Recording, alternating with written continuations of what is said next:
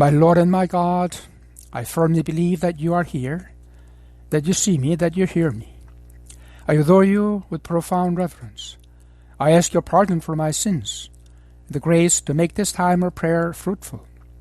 My Immaculate Mother, Saint Joseph, my Father and Lord, my guardian angel, intercede for me.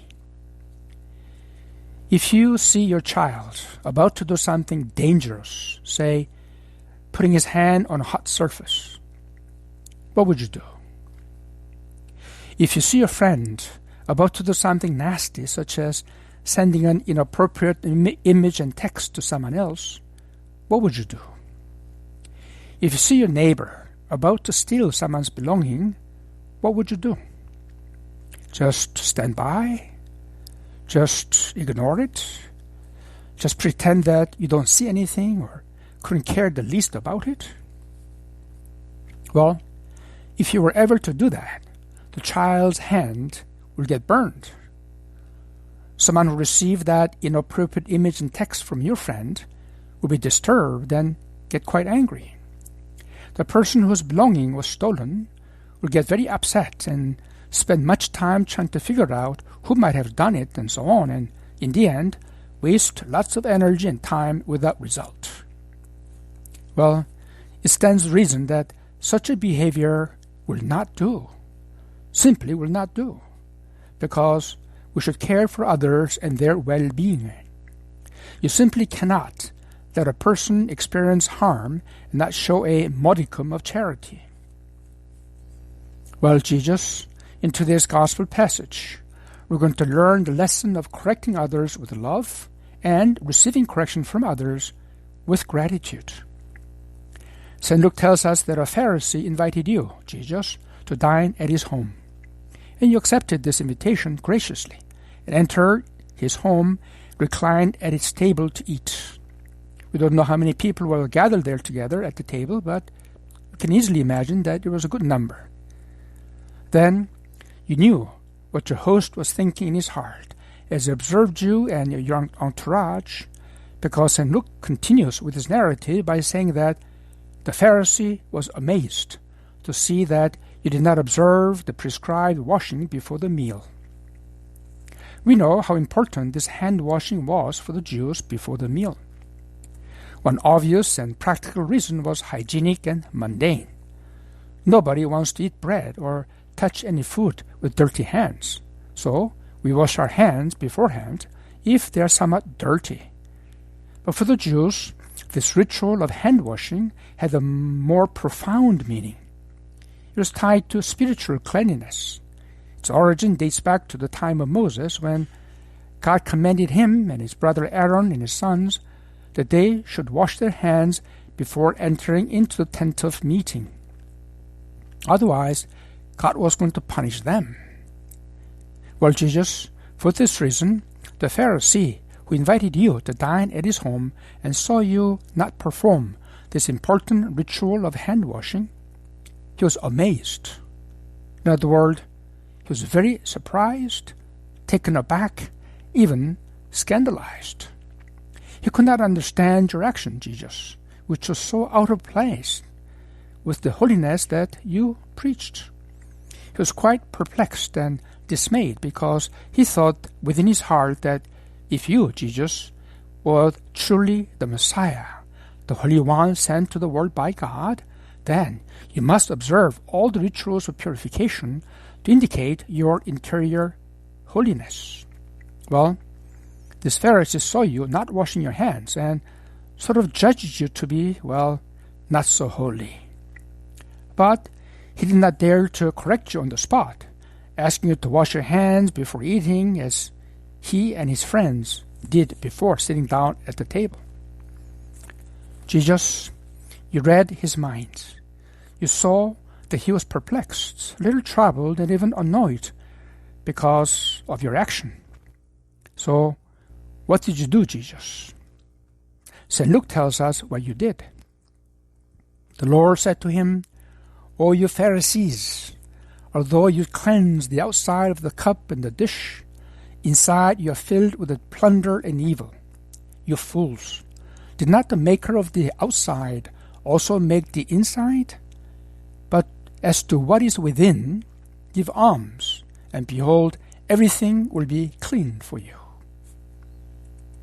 Lord, that sounds a bit harsh. I mean, the way you corrected this man who offered you the hospitality of inviting you to his home to share a meal with him and his friends.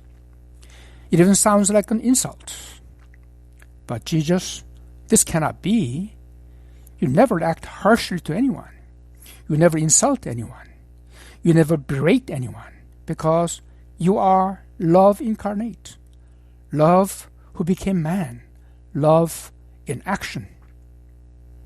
So Jesus, please tell us the lesson you want to give to us about correcting others, but always out of love, because that is the only way we can understand what appears to be a harsh way you chose to correct this Pharisee. The need to correct each other arises from the Lord's sweet command, be perfect as your heavenly Father is perfect. Well, nobody's perfect. So it stands to reason that we all need correction, mutual help, in order to progress in the way of perfection, which is more pure love of God. So Jesus, the first lesson about correcting others and receiving corrections from others arise from this shared goal of reaching greater perfection of love. You pointed out to your guest, the Pharisee, that he should not be so obsessed with outer cleanliness, the ritualistic performance of certain rules and regulations. The heart is far removed from truly loving God. Otherwise, the human heart can easily become hardened and prone to judging others harshly, even condemning their motives. That is the big danger that you, Jesus, pointed out when you corrected him. And it was not directed only to that particular man, but to all who were gathered there at the meal table. You said Pharisees in plural. You also meant to teach this lesson to your own disciples who accompanied you at the meal table. You're now addressing these words to each one of us in our personal dialogue in this 10 minutes with you.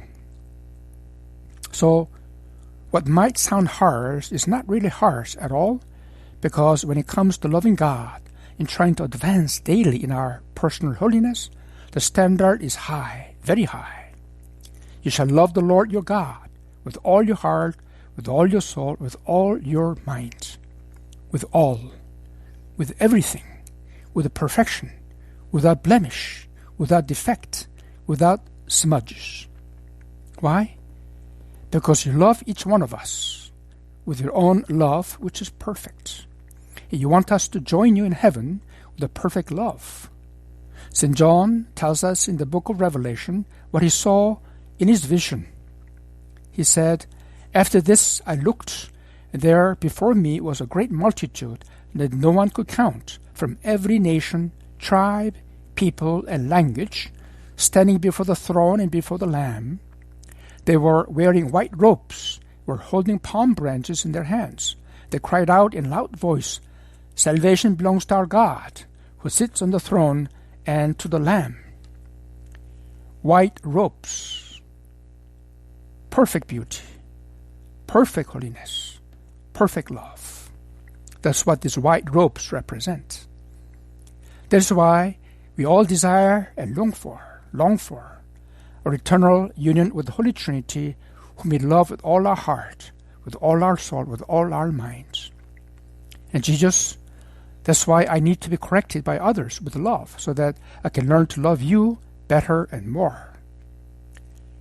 What is the proper way, then, for us to practice mutual correction with the Christian spirit? St. Josemaria offers us this wonderful advice. When you have to make a fraternal correction, do it with great kindness, great charity, in what you say, in the way you say it, for at the moment you are God's instrument. St. Josemaria practiced this constantly. One day, a new driver was assigned to him for his travels in Rome and around Europe. His name was Javier Cotello. He was an architect who moved to Rome from Spain. The car he drove was quite new, and the seats still had plastic covers on them. Well, Javier was not not and did not observe that, since he was quite focused on learning the routes and driving St. Josemaria and fellow occupants around as carefully as possible. Knowing this, St. Josemaria let Javier continue to drive him around without mentioning the plastic covers for a couple of weeks. Only when he felt that Javier was now more relaxed and felt confident with his driving did he mention it to Javier privately, with a smile, with great affection. What tact, what consideration, what kindness in this small gesture, but quite significant. Well, Jesus, help us to truly care for others' well-being and, when necessary, after praying to you about it in prayer, that I approach my neighbor and point out something, usually very small, as a way of lending our support for that person whom I love. In this way, we are also putting into practice St. Paul's wonderful advice. Carry each other's burdens, and in this way you'll fulfill the law of Christ. My mother, during this month of October, dedicate to you as the month of the Holy Rosary, help us to meditate more deeply the mysteries of our salvation offered to us by your Son, Jesus Christ, so that through the practice of fraternal correction, we are led to aspire for greater holiness, more perfect union with your Son, Jesus. I thank you, my God, for the good resolutions, affections, inspirations that you have communicated to me in this meditation. I ask your help to put them into effect. My Immaculate Mother, St. Joseph, my Father and Lord, my guardian angel, intercede for me.